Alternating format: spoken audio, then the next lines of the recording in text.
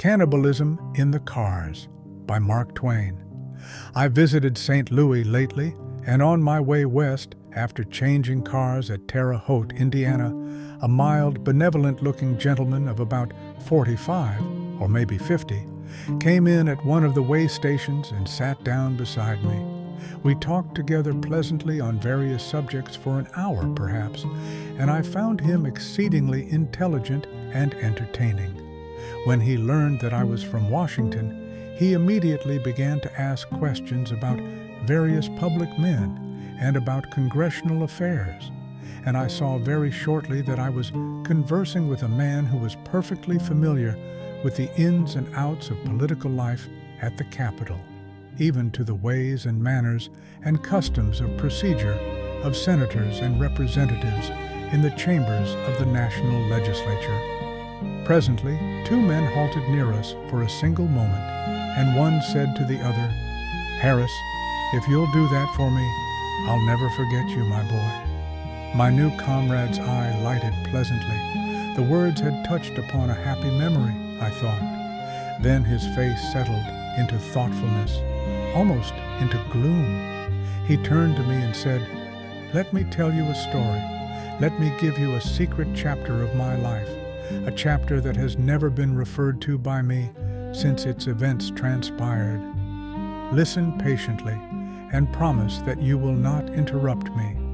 I said I would not, and he related the following strange adventure, speaking sometimes with animation, sometimes with melancholy, but always with feeling and earnestness. The Stranger's Narrative.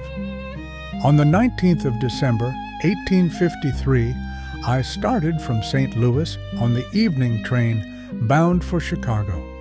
There were only 24 passengers, all told. There were no ladies and no children. We were in excellent spirits, and pleasant acquaintanceships were soon formed. The journey bade fair to be a happy one, and no individual in the party, I think, had even the vaguest presentiment of the horrors we were soon to undergo.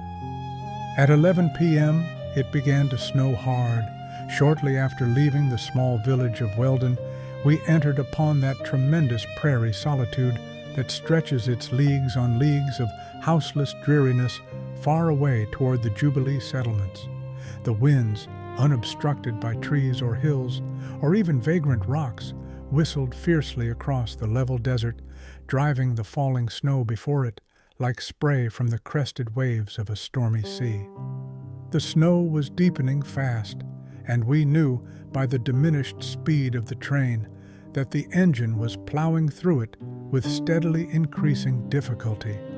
Indeed, it almost came to a dead halt sometimes in the midst of great drifts that piled themselves like colossal graves across the track.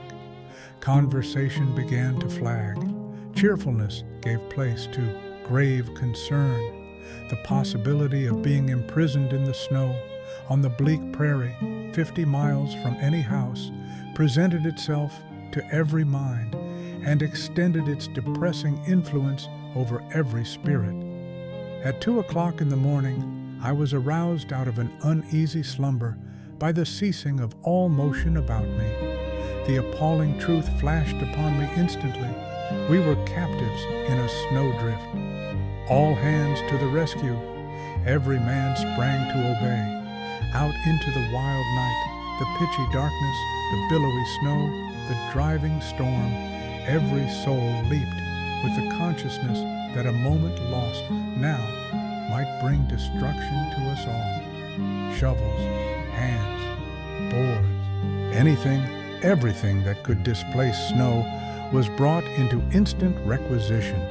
It was a weird picture, that small company of frantic men fighting the banking snows, half in the blackest shadow and half in the angry light of the locomotive's reflector.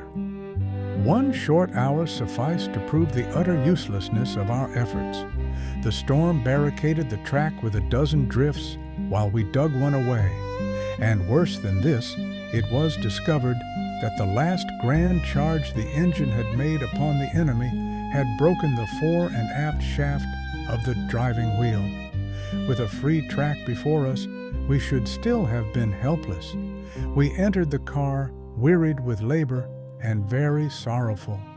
We gathered about the stoves and gravely canvassed our situation. We had no provisions whatever. In this lay our chief distress. We could not freeze, for there was a good supply of wood in the tender. This was our only comfort. The discussion ended at last in accepting the disheartening decision of the conductor, viz., that it would be death for any man to attempt to travel 50 miles on foot through snow like that. We could not send for help, and even if we could, it would not come. We must submit and await as patiently as we might succor or starvation. I think the stoutest heart there felt a momentary chill when those words were uttered. Within the hour, conversation subsided to a low murmur here and there about the car, caught fitfully between the rising and falling of the blast.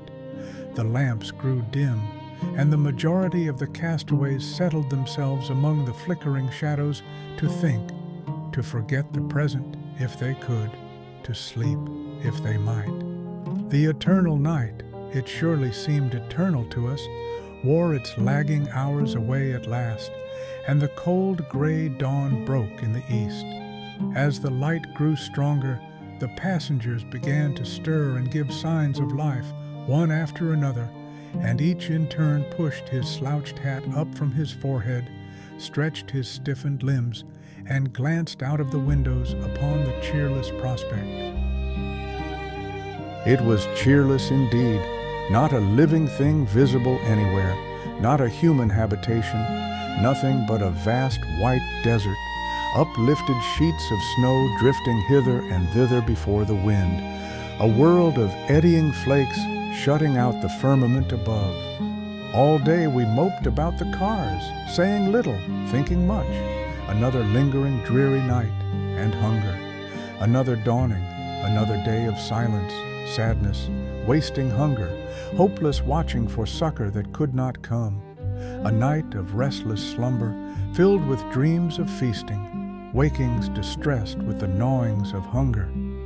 The fourth day came and went, and the fifth, 5 days of dreadful imprisonment.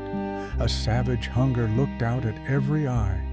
There was in it a sign of awful import, the foreshadowing of a something that was vaguely shaping itself in every heart, a something which no tongue dared yet to frame into words. The 6th day passed. The 7th dawned upon as gaunt and haggard and hopeless a company of men as ever stood in the shadow of death. It must out now.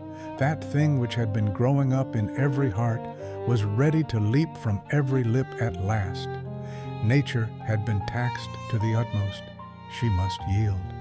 Richard H. Gaston of Minnesota, tall, cadaverous, and pale, rose up.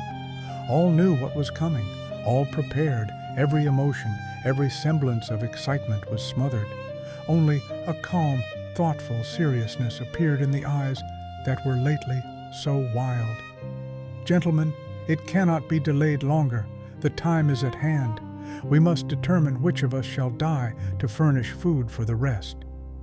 Mr. John J. Williams of Illinois rose and said, "Gentlemen, I nominate the Reverend James Sawyer of Tennessee."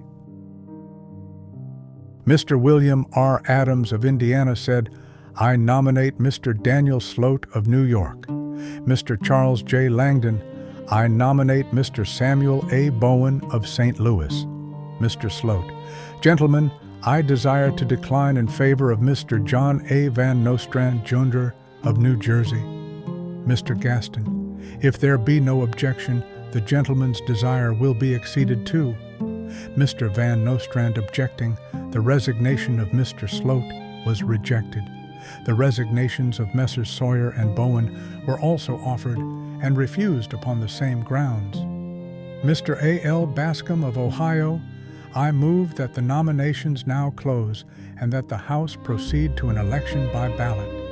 Mr. Sawyer, "Gentlemen, I protest earnestly against these proceedings. They are, in every way, irregular and unbecoming. I must beg to move that they be dropped at once, and that we elect a chairman of the meeting and proper officers to assist him, and then we can go on with the business before us understandingly. Mr. Bell of Iowa. Gentlemen, I object. This is no time to stand upon forms and ceremonious observances. For more than 7 days we have been without food. Every moment we lose in idle discussion increases our distress. I am satisfied with the nominations that have been made.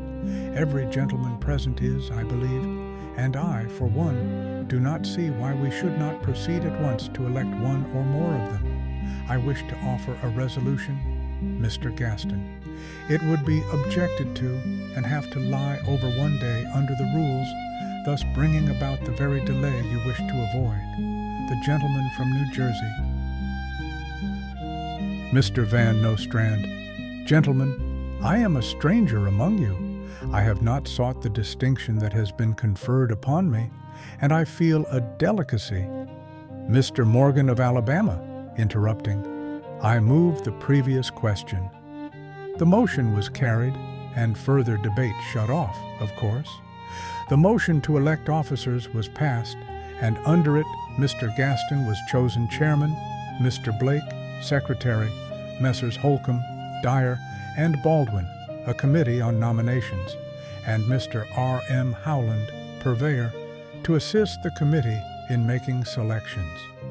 A recess of half an hour was then taken, and some little caucusing followed. At the sound of the gavel the meeting reassembled, and the committee reported in favor of Messrs. George Ferguson of Kentucky, Lucian Herman of Louisiana, and W. Messick of Colorado as candidates. The report was accepted. Mr. Rogers of Missouri.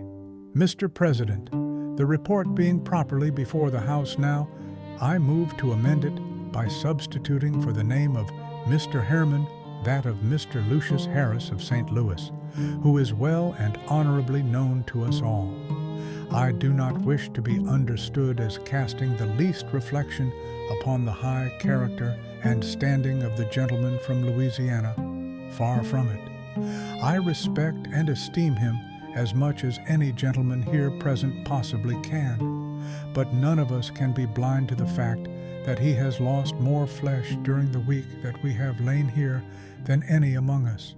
None of us can be blind to the fact that the committee has been derelict in its duty, either through negligence or a graver fault, in thus offering for our suffrages a gentleman who, however pure his own motives may be, has really less nutriment in him.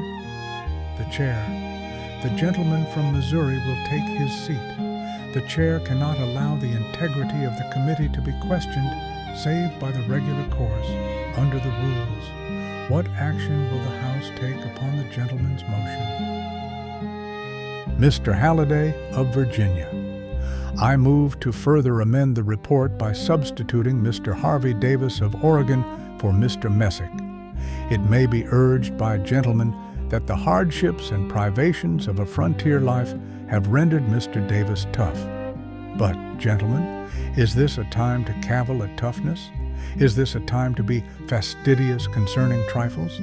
Is this a time to dispute about matters of paltry significance? No, gentlemen, bulk is what we desire. Substance, weight, bulk. These are the supreme requisites now, not talent, not genius, not education. I insist upon my motion. Mr. Morgan, excitedly. Mr. Chairman, I do most strenuously object to this amendment. The gentleman from Oregon is old and furthermore is bulky only in bone, not in flesh. I ask the gentleman from Virginia if it is soup we want instead of solid sustenance, if he would delude us with shadows, if he would mock our suffering with an Oregonian specter. I ask him if he can look upon the anxious faces around him, if he can gaze into our sad eyes, if he can listen to the beating of our expectant hearts, and still thrust this famine-stricken fraud upon us. I ask him if he can think of our desolate state, of our past sorrows, of our dark future, and still unpityingly foist upon us this wreck This ruin, this tottering swindle, this gnarled and blighted and sapless vagabond from Oregon's hospitable shores. Never. Applause. The amendment was put to vote after a fiery debate and lost. Mr. Harris was substituted on the First Amendment. The balloting then began. 5 ballots were held without a choice. On the 6th, Mr. Harris was elected, all voting for him but himself. It was then moved that his election should be ratified by acclamation, which was lost in consequence of his again voting against himself. Mr. Radway moved that the House now take up the remaining candidates and go into an election for breakfast. This was carried. On the first ballot, there was a tie, half the members favoring one candidate on account of his youth, and half favoring the other on account of his superior size.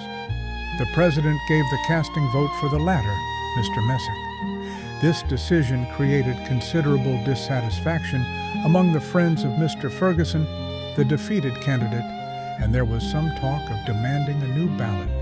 But in the midst of it, a motion to adjourn was carried, and the meeting broke up at once. The preparations for supper diverted the attention of the Ferguson faction from the discussion of their grievance for a long time, and then, when they would have taken it up again, the happy announcement that Mr. Harris was ready drove all thought of it to the winds. We improvised tables by propping up the backs of car seats and sat down with hearts full of gratitude to the finest supper that had blessed our vision for 7 torturing days. How changed we were from what we had been a few short hours before. Hopeless, sad-eyed misery, hunger, feverish anxiety, desperation then, thankfulness, serenity, joy too deep for utterance now. That, I know, was the cheeriest hour of my eventful life. The winds howled and blew the snow wildly about our prison house, but they were powerless to distress us any more. I liked Harris. He might have been better done, perhaps, but I am free to say that no man ever agreed with me better than Harris, or afforded me so large a degree of satisfaction. Messick was very well, though rather high-flavored, but for genuine nutritiousness and delicacy of fiber, give me Harris. Messick had his good points. I will not attempt to deny it, nor do I wish to do it, but he was no more fitted for breakfast than a mummy would be. Sir, not a bit. Lean? Why, bless me.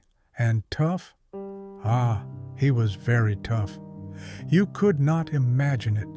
You could never imagine anything like it. Do you mean to tell me that— Do not interrupt me, please. After breakfast, we elected a man by the name of Walker from Detroit for supper. He was very good. I wrote his wife so afterward. He was worthy of all praise. I shall always remember Walker. He was a little rare, but very good. And then the next morning we had Morgan of Alabama for breakfast. He was one of the finest men I ever sat down to. Handsome, educated, refined, spoke several languages fluently, a perfect gentleman. He was a perfect gentleman, and singularly juicy. For supper, we had that Oregon patriarch, and he was a fraud, there is no question about it. Old, scraggy, tough, nobody can picture the reality. I finally said, "Gentlemen, you can do as you like, but I will wait for another election." And Grimes of Illinois said, "Gentlemen, I will wait also. When you elect a man that has something to recommend him, I shall be glad to join you again." It soon became evident that there was general dissatisfaction with Davis of Oregon, and so, to preserve the goodwill that had prevailed so pleasantly since we had had Harris, an election was called, and the result of it was that Baker of Georgia was chosen. He was splendid. Well, well, after that we had Doolittle and Hawkins and McElroy. There was some complaint about McElroy because he was uncommonly short and thin, and Penrod and 2 Smiths and Bailey. Bailey had a wooden leg which was clear loss, but he was otherwise good, and an Indian boy, and an organ grinder, and a gentleman by the name of Buckminster, a poor stick of a vagabond that wasn't any good for company and no account for breakfast. We were glad we got him elected before relief came. And so the blessed relief did come at last? Yes, it came one bright, sunny morning just after election. John Murphy was the choice, and there never was a better, I am willing to testify. But John Murphy came home with us in the train that came to succor us, and lived to marry the widow Harris, relict of our first choice. He married her, and is happy and respected and prosperous yet. Ah, it was like a novel, sir. It was like a romance. This is my stopping place, sir. I must bid you goodbye. Any time that you can make it convenient to tarry a day or two with me, I shall be glad to have you. I like you, sir. I have conceived an affection for you. I could like you as well as I liked Harris himself, sir. Good day, sir, and a pleasant journey. He was gone. I never felt so stunned, so distressed, so bewildered in my life. But in my soul I was glad he was gone. With all his gentleness of manner and his soft voice, I shuddered whenever he turned his hungry eye upon me. And when I heard that I had achieved his perilous affection, and that I stood almost with the late Harris in his esteem, my heart fairly stood still. I was bewildered beyond description. I did not doubt his word. I could not question a single item in a statement so stamped with the earnestness of truth as his. But its dreadful details overpowered me and threw my thoughts into hopeless confusion. I saw the conductor looking at me. I said, "Who is that man?" He was a member of Congress once, and a good one. But he got caught in a snowdrift in the cars and like to have been starved to death. He got so frostbitten and frozen up generally, and used up for want of something to eat, that he was sick and out of his head 2 or 3 months afterward. He is all right now, only he is a monomaniac, and when he gets on that old subject, he never stops till he has eat up that whole carload of people he talks about. He would have finished the crowd by this time, only he had to get out here. He has got their names as pat as A, B, C. When he gets them all eat up but himself, he always says, "Then the hour for the usual election for breakfast having arrived, and there being no opposition, I was duly elected, after which, there being no objections offered, I resigned. Thus, I am here." I felt inexpressibly relieved to know that I had only been listening to the harmless vagaries of a madman instead of the genuine experiences of a bloodthirsty cannibal. The end.